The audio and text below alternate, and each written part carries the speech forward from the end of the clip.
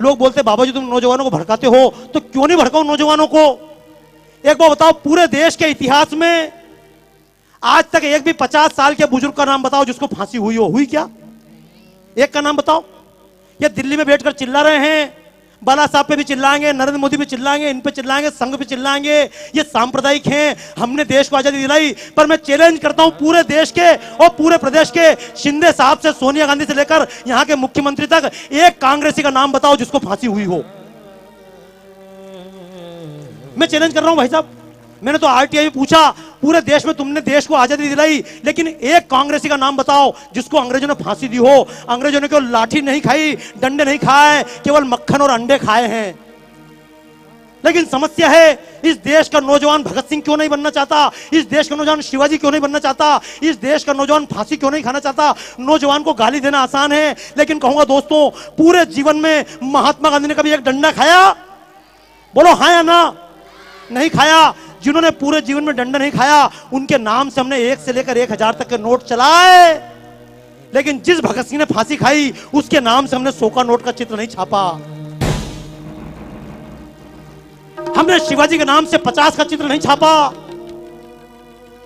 और सांप्रदायिकता की बात नहीं है, ये शिवसेना के मंच से खड़े होकर कहना चाहता हूं इस बात को, अशफाक उल्लाह की कुर्बानी भूल ना हम पाएंगे। क्योंकि लोग सीधा आरोप लगाते हैं तुम तो मुसलमान के खिलाफ हो, तुम सांप्रदायिक हो। तो एक बात कहना चाहता हूं आज इस पुण्य तिथि के अवसर पर कि अशफाक उल्लाह की कुर्बानी भूल ना हम पाएंगे। जब अशफाक उल्लाह खान लड़ रहा था आजादी के मैदान में, तो मुल्लों ने समझाया था, कठ मुल्लों ने, अरे अशफाक क्यों इसके लिए जान देते हो, तुम तो मुसलमान हो। तो अशफाक उल्लाह खान ने कहा था, कुछ आरजू नहीं है, बस आरजू यही है, रख दे कोई जरा सी खाके वतन कफन में। मर गया अशफाक उल्लाह खां। लेकिन ये मुसलमान के नाम से वोट लेने वालों ने आज तक अशफाक उल्लाह खां के नाम से 10 रुपए का नोट नहीं चलाया। इस देश की लड़कियां, झूठ मत बोलना, पूछना अपनी बच्चियों से, क्यों लव जिहाद के चक्कर में फंस जाती हैं? लक्ष्मीबाई नहीं बनना चाहती, जीजाबाई नहीं बनना चाहती, कैटरीना कैफ बनना चाहती, दीपिका पादुकोण बनना चाहती। क्यों? क्योंकि जिसने देश के लिए ये प्राण दिए, जो मैदान में लड़ते लड़ते मरी, उस लक्ष्मीबाई के नाम से हमने 1 रुपए का नोट नहीं चलाया।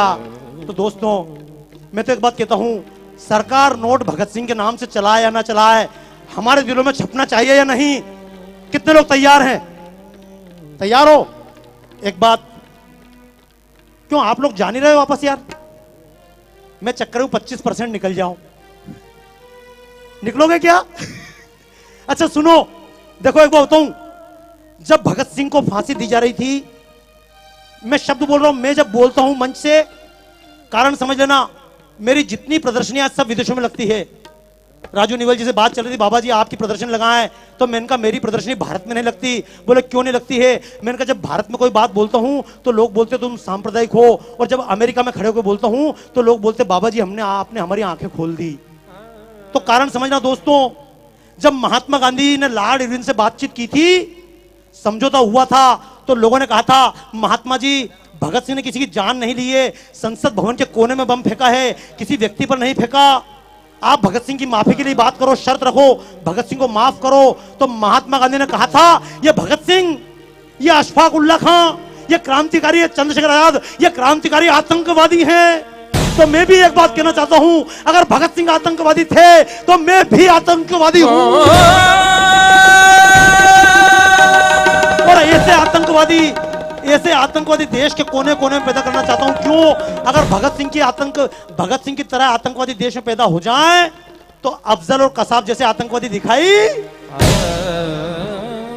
तो बोलो देश के नाम पे आतंकवादी बनना चाहते हो? अभी तक लोग मजहब के नाम पे आतंकवादी बने, जातियों के नाम पर आतंकवादी बने। हालांकि आतंक का मतलब यह नहीं कि बम लेकर निकल जाना, मारोगे किसको मारोगे? देशवासी को मारोगे क्या? लेकिन कम से कम और किसी को मारो मत मारो, अपने स्वार्थ को मार लेना। जब कभी वोट देने जाओ तो जाति देखकर वोट मत देना।